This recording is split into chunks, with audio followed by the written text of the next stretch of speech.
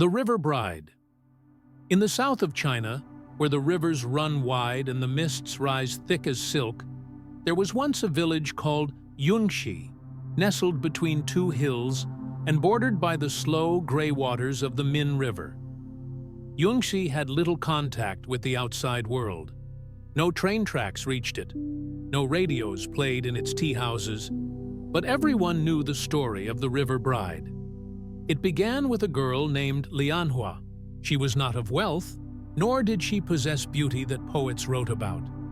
But she had something rarer, a voice like rain on bamboo, and a quiet kind of kindness that made even the fiercest dogs in the village sit calmly at her feet.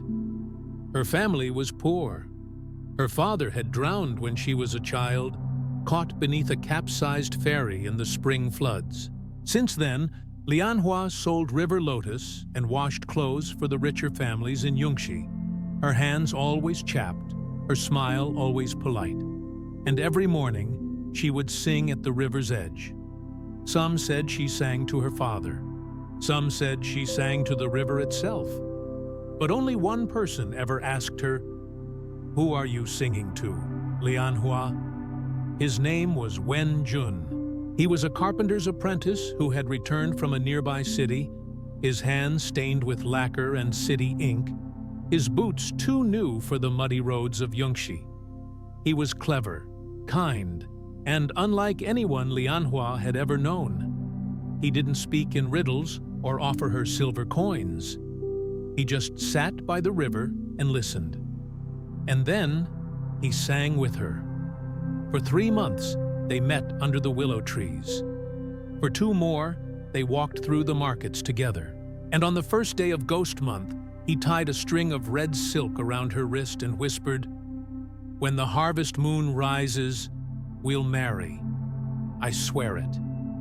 But Ghost Month is never a good time for promises. The disappearance. 3 days before the harvest festival, Wenjun left the village. He claimed he needed to buy carved lanterns from the city. He never returned. Some said he was delayed. Some said he was robbed on the road. But Lianhua said nothing. On the night of the harvest moon, she wore her mother's red robe, stitched with faded peonies.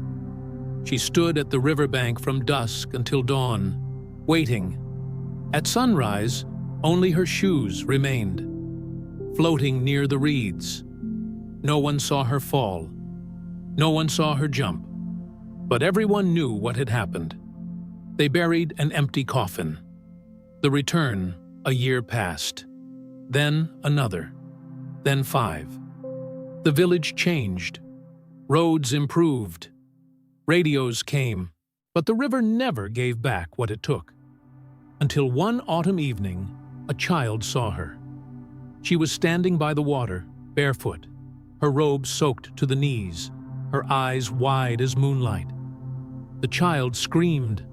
The adults dismissed it. But the next week, someone else saw her. And then someone else. Always at dusk. Always near the willow trees. Some said it was her ghost. Some said it was madness. But none dared approach. The strange thing was, she didn't seem angry. She didn't chase or cry or scream. She simply looked. And sometimes, she sang. The carpenter's son. 10 years after Lianhua's disappearance, a traveler arrived in Yunxi. He was older, heavier, with streaks of silver in his hair. But his eyes, they hadn't changed. It was Wen Jun. He didn't stay long, only long enough to visit the willow trees, only long enough to kneel by the river. That night, the villagers swore they heard 2 voices singing in harmony. And then, never again. Wen Jun left the next morning. 2 days later, the river receded lower than ever recorded, and tangled in the roots of the biggest willow was something red. A wedding robe, still soaked, still fragrant with lotus. The final promise. They never found her bones, only the robe, and a small jade comb tucked inside the folds. Wen Jun sent no word, but 2 years later, he died quietly in another province. In his will, he left instructions. Bury me in Yunxi, near the willow trees, facing the water.